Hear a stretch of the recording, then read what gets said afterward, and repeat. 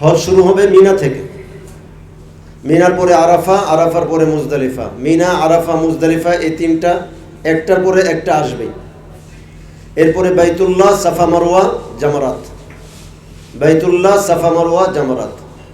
6 দিনে 6 জায়গায় 9টা কাজ করতে হবে। 3টা ফরজ, 6টা ওয়াজিব।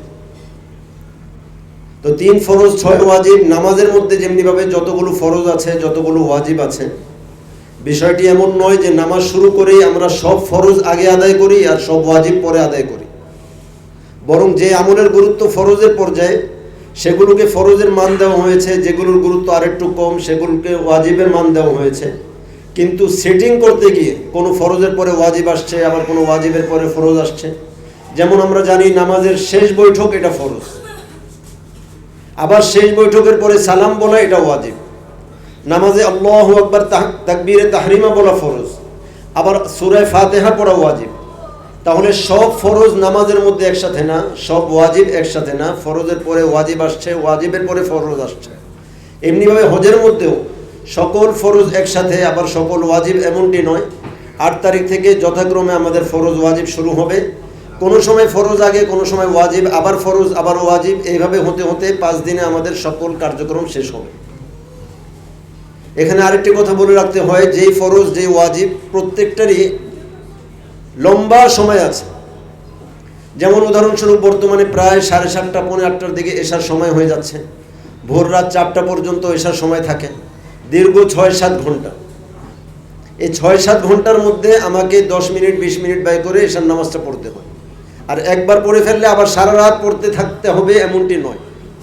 অনুরূপভাবে হজের ফরজ ওয়াজিব, প্রত্যেকটা ফরজ ওয়াজিবের সময় অনেক লম্বা। সেই লম্বা সময়ের মধ্যে আমাকে আমার ফরজ ওয়াজিব আদায় করতে হবে।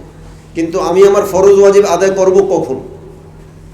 এশার নামাজটা তো আমার মহল্লার মসজিদে, আমার কাজের জায়গায়, আমার মার্কেটের মসজিদে আমার মতো আমি সিদ্ধান্ত নেই। হজের ফরজ ওয়াজিবের ক্ষেত্রে আপনাকে অবশ্যই শুরু থেকে 10 বার হজ করে থাকলেও মন মানসিকতা এভাবে তৈরি করতে হবে যে আমার মুআল্লিম, আমার আমির আমাকে যখন যেভাবে আমল করাবেন আমি সেভাবে করব। রাসূল করিম সাল্লাল্লাহু আলাইহি ওয়াসাল্লামের হজের বর্ণনা এক তাবেঈ সাহাবীর কাছে জিজ্ঞাসা করলেন যে 8 তারিখে নবীজি মিনায় কখন গেলেন, 9 তারিখে আরাফায় কখন গেলেন। ওই সাহাবী পূর্ণ হজের বর্ণনা দিলেন, কিন্তু তাবেঈকে সর্বশেষ একটা নসিহত করলেন যে নবীজির হজ তুমি শুনতে চেয়েছো, পুরো হজটাই তোমাকে জানিয়ে দিলাম, তবে আলাইকা বিল উমারাইক, তোমার আমির যারা হবে, তোমার মুআল্লিম যারা হবে তাদেরকে অবশ্যই অনুসরণ করবে। কারণ উমরার হজ এমন একটা আমল, জীবনে 80 ভাগ 90 ভাগ আমরা যারা হজে যাচ্ছি ইতিপূর্বে কখনো যাইনি। অতএব আমাদের দ্বারা ভুল হওয়া, রাস্তা থেকে হারিয়ে যাওয়া, বিভিন্ন পেরেশানির সম্মুখীন হওয়া, দুর্ঘটনার সম্মুখীন হওয়া, শারীরিকভাবে অসুস্থ হওয়া, অনেক কিছু ঘটতে পারে। আমি যদি আমার মুআল্লিমের সাথে থাকি ইনশাআল্লাহ হাদিসের উপরও আমল হবে, আমার আমলগুলোও সহজ হবে। তো 8 তারিখ থেকে হজ যদিও শুরু, কিন্তু সৌদি সরকারের ব্যবস্থাপনা অনুযায়ী 7 তারিখ থেকেই শুরু হয়ে যায়। 7 তারিখ আসরের পর থেকে সমস্ত হাজিদেরকে যথাক্রমে মিনায় নিয়ে যাওয়া হয়। আসরের পর, মাগরিবের পর, এশার পর, রাত 10টায়, 12টায়, 2টায় পর্যায়ক্রমে কাফেলা বাসের মাধ্যমে যেতে থাকে। আমাদের এজেন্সি আমাদেরকে একটা সময় জানিয়ে দেবে, উদাহরণস্বরূপ মাগরিবের পর, এশার পর, রাত 12টায় আমাদের বাস আসবে। ওই সময় অনুযায়ী আমাদেরকে আগের থেকে প্রস্তুতি নিতে হবে। হজের এহরাম বাঁধতে হবে 7 তারিখ সকাল থেকেই। এহরামের যাবতীয় প্রস্তুতি ইতিমধ্যে আমরা শুনেছি। এহরাম কাকে বলে সেটাও শুনেছি। নিয়ত করা, তালবিয়া পড়া। আমরা যারা পুরুষ আছি তারা আমরা হোটেল থেকে মসজিদে হারামে গিয়ে 2 রাকাত নামাজ পড়ে এহরাম করব। আর যারা মা বোনরা আছি তারা হোটেল থেকেই এই নামাজ পড়ে নিয়ত করব, হে আল্লাহ আমি হজের নিয়ত করলাম, আসান করেন, কবুল করেন, সহজ করেন, কবুল করেন। এটা বলেই 3 বার তালবিয়া পড়ব, আমাদের এহরাম শুরু। নামাজের মধ্যে যে তাকবীরে তাহরিমা আল্লাহু আকবার বলি, এটা কিন্তু আল্লাহু আকবার উলামায়ে কেরাম এখানে আছেন, ভুল হলে ধরিয়ে দিবেন। একবার যে বললাম এরকম না, এই তাকবীরে তাহরিমার অ্যাকশন নিয়ে আমাকে সালাম পর্যন্ত চলতে হবে। সূরা ফাতিহা আমি আধা মিনিট 1 মিনিট পড়ি, যতক্ষণ পড়ি ততক্ষণ। কিন্তু তাকবীরে তাহরিমা আল্লাহু আকবার এমন একটা ফরজ, বলেছি 1 সেকেন্ডে, কিন্তু এটার অ্যাকশন থাকবে সালাম পর্যন্ত। অনুরূপভাবে হজের মধ্যে আমি যখন নিয়ত করে তালবিয়া পড়লাম, আমি হজের মধ্যে ঢুকে গেলাম, এই এহরাম আমাকে চুল মুন্ডানো পর্যন্ত, ফরজ দোয়া পর্যন্ত ধরে রাখতে হবে। এমন ভাবা যাবে না যে নিয়ত করে তো তালবিয়া করে ফেলছি, আমার এহরাম হয়ে গেছে। এহরাম হয়ে নেই, এহরাম শুরু হয়েছে, এহরাম শেষ হয়নি। এই এহরামকে আমাকে ধরে রাখতে হবে। অনুরূপভাবে মসজিদে যদি কোনো বান্দা, কোনো লোক অজু সহকারে বসে থাকে, কোনো আমলে না থাকে, কোনো জিকির না করে, কোনো দোয়া না করে, কোনো তেলাওয়াত না করে, শুধু মসজিদে বসে থাকাটাই ইবাদত। অনুরূপভাবে এহরাম অবস্থায় থাকাটাই একটা ইবাদত। যেহেতু আপনি এহরাম অবস্থায় আছেন, ইবাদতের অবস্থায়, সওয়াবের অবস্থায়, অন্যান্য সময়ের চেয়ে শয়তানের মিজাইলটা অনেক মারাত্মক হবে, যে আপনার এহরামকে কিভাবে নষ্ট করতে পারে। এই জন্য কোরআনে কারীমে আল্লাহ রাব্বুল আলামিন বলেন, ফালা রাফাসা ওয়ালা ফুসুকা ওয়ালা জিদাল। কোনো ধরনের অশ্লীলতা, কোনো ধরনের পাপাচার, কোনো ধরনের ঝগড়ার সুযোগ হজে মোটেই নেই। এখন আপনি কোনো আলেমকে জিজ্ঞাসা করলেন যে আমি তো আমার সাথী ভাইকে বলে ফেলছি একটা মন্দ কথা, একটা গালি কথা, এর কারণে কি আমার উপর দম আসছে?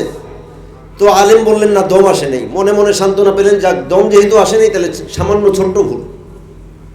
আরেকজন হাজী সাহেব গোপনে গোপনে গিয়ে কিছু খায়, আলেমকে জিজ্ঞাসা করে আমি তো অমুক জিনিস খেয়ে ফেলছি, এতে কি হজের কোনো সমস্যা হয়েছে, দম লাগবে?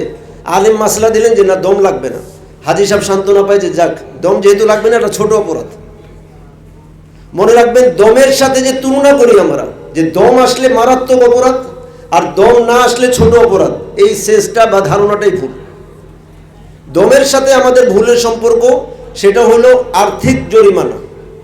ইসলাম ধার্য করে দিয়েছে, তোমার এই ধরনের ভুল হইলে দম দিবে, এই ধরনের ভুল হইলে সদকা দিবে, এই ধরনের ভুল হইলে উমরা বা হজ নষ্টই হয়ে গেল। তো উমরার হজ যে আধ্যাত্মিক ইবাদত, এটাকে দাঁড় করাবো কিসের উপর? এটা দাঁড় হবে ফালা রাফাসা ওয়ালা ফুসুকা ওয়ালা জিদালা ফিল হজ।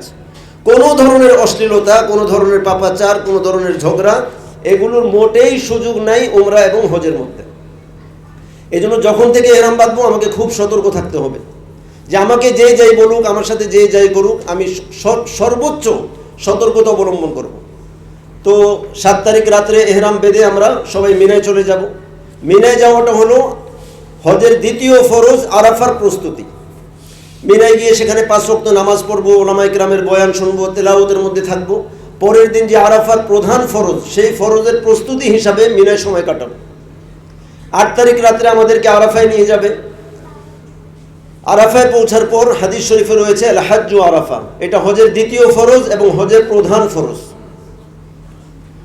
9 তারিখ সূর্য হেলার পর থেকে 9 তারিখ মাগরিব পর্যন্ত অর্ধ দিন, আর মাগরিব থেকে নিয়ে পরের রাত, পুরা রাত, এই পুরা রাত আর অর্ধ দিন, এটা হলো আরাফার ফরজ আদায় করার সময়। যারা দিনে যেতে পারবে না, রাত্রেও যদি যায়, সামান্য সময় সেখানে কাটায়, তাদের হজের আরাফার ফরজ আদায় হয়ে যাবে। তবে দিনের বেলা যারা যাবে তাদের জন্য মাগরিব পর্যন্ত থাকা ওয়াজিব। এখানে একটি কথা না বললেই নয়, আমরা জানি নামাজের আরকান আহকাম 13টি, নামাজের ওয়াজিব 14টি। এগুলো সহজভাবে শেখানোর জন্য আমাদেরকে একটা সংখ্যা বলা হয়, কিন্তু যখন নামাজের গভীরতায় আমরা যাই তখন দেখতে পাই নামাজের আরো অনেক ফরজ, অনেক ওয়াজিব আছে, যেগুলোকে সহজ ভাষায় বলা যায় চিপার ফরজ, চিপার ওয়াজিব। মৌলিক ফরজ, মৌলিক ওয়াজিব না। এর উদাহরণ, যেমন কোনো ব্যক্তি নামাজের সিজদায় গিয়েছে, যতক্ষণ সিজদায় ছিল উভয় পা উঠানো ছিল, 2 পায়ের 10 আঙ্গুলের একটা আঙ্গুলও জমিনে লাগেনি। কথা কি বুঝতেছি? যতক্ষণ সিজদায় ছিল তার পায়ের আঙ্গুলগুলো জমিন থেকে, ফ্লোর থেকে আলাদা, তার সিজদাও হবে না, নামাজও হবে না। কিন্তু কোনোদিন হয়তো আমরা এই ফরজটা শুনিই নেই। অনুরূপভাবে হজের যে প্রসিদ্ধ 6টা ওয়াজিব বলা হয়, তার মধ্যে এই ওয়াজিবটা বলা হয় না যে আরাফার দিন মাগরিব পর্যন্ত আরাফায় অবস্থান করা ওয়াজিব। যার দরুন অনেক হাজি, অনেক এজেন্সি বিকাল 4টা-5টার দিকে হাজিদেরকে বলে বাসে উঠেন, অথচ বাসটা থাকে আরাফার সীমানার বাইরে।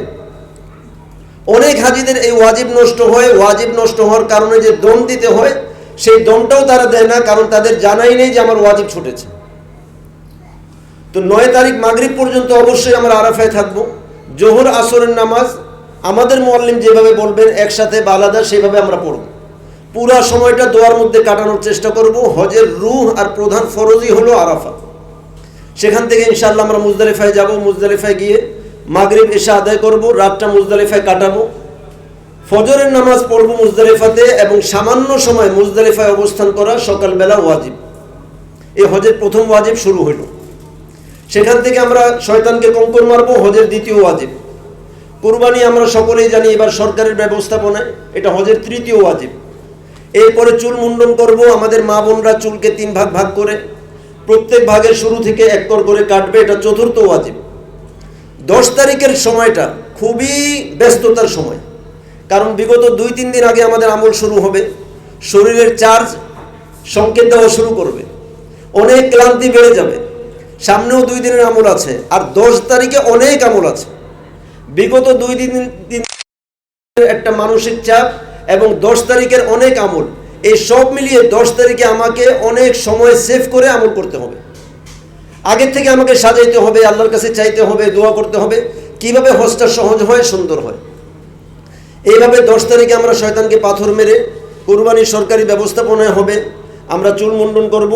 পরামর্শ অনুযায়ী আমরা হজের তৃতীয় ফরজ তোয়াফ ও জিয়ারা যাকে বলে, 10 তারিখ, 11 তারিখ, 12 তারিখ, 3 দিন সময়, এই 3 দিনের মধ্যে যে কোনো সময় পরামর্শ অনুযায়ী আমরা ফরজ তোয়াফটা করে ফেলব। এখানে একটি জরুরি মাসলা আমরা জানি, হজের সর্বশেষ ওয়াজিব হচ্ছে বিদায়ী তোয়াফ। এই বিদায়ী তোয়াফটা ফরজ তোয়াফের পরপর করলেই হবে, ফরজ তোয়াফের পরপরই বিদায়ী তোয়াফ করলে হবে। এমনটি জরুরি নয় যে আপনি সমস্ত আমল শেষ করে 12 তারিখ, 13 তারিখ, 15 তারিখ, 18 তারিখ, 20 তারিখ একেবারে আসার দিন বিদায়ী তোয়াফ করতে হবে, এমন কোনো ওয়াজিব বা এমন কোনো বাধ্যবাধকতা নেই। ফরজ তোয়াফ করার পরপরই ওয়াজিব তোয়াফের সময় শুরু হয়ে যায়। অতএব কোনো হাজী সাহেব যদি এমন থাকেন যাদের ফ্লাইট খুব দ্রুত, হজের পরপরই তাদের ফিরতি ফ্লাইট, তারা ফরজ তোয়াফের পরপরই ওয়াজিব তোয়াফ করে নেব, আমাদের ওয়াজিবটা এগিয়ে গেল। এইভাবে ফরজ তোয়াফ করার পর আমাদের পঞ্চম ওয়াজিব সাই করা, হজের পঞ্চম ওয়াজিব সাই করা। এই সাইটাও আমরা ফরজ তোয়াফের পরে করতে পারি। আরেকটা সুযোগ আছে, মিনায় যাওয়ার আগে আমরা যে 7 তারিখে এহরাম বাঁধবো, তখন নফল তোয়াফ করে সাইটা সেরে নিতে পারি, যার ফলে 10 তারিখে আমাদের কার্যক্রম আমল কিছুটা কমে যাবে। এইভাবে ইনশাআল্লাহ 6 দিনে 6 জায়গায় আমাদের 9 কাজের মাধ্যমে হজ সম্পন্ন হবে। আল্লাহ তাআলা আমাদেরকে আরো সুন্দরভাবে প্রশিক্ষণ নিয়ে আমল করার তৌফিক দান করেন। আমরা দোয়া করব আল্লাহ তাআলা সারা দুনিয়ার সকল হাজীদের জন্য হজকে আসান করেন, কবুল করেন। হাদিস শরীফে আছে, যখন কোনো বান্দা অন্যের জন্য দোয়া করে, ফেরেশতারা তার জন্য বলে ওয়ালাকুম মিসলু যালিক, তুমি যেমন দোয়া তোমার ভাইয়ের জন্য করেছো, আমরা ফেরেশতারা তোমার জন্য সেই দোয়া করছি। তো আপনি একা দোয়া করবেন লক্ষ হাজীদের জন্য, আর ফেরেশতাদের দোয়া পেয়ে যাবেন সেই পরিমাণে। তো নিজের হজকে সহজ করার আর কবুল করানোর সহজ ব্যবস্থা হলো অন্যদের জন্য দোয়া করা। আল্লাহ তাআলা আমাদেরকে দোয়ার মাধ্যমে, আমলের মাধ্যমে চোখের পানি ফেলে আমাদের হজকে কবুল করানোর তৌফিক দান করেন।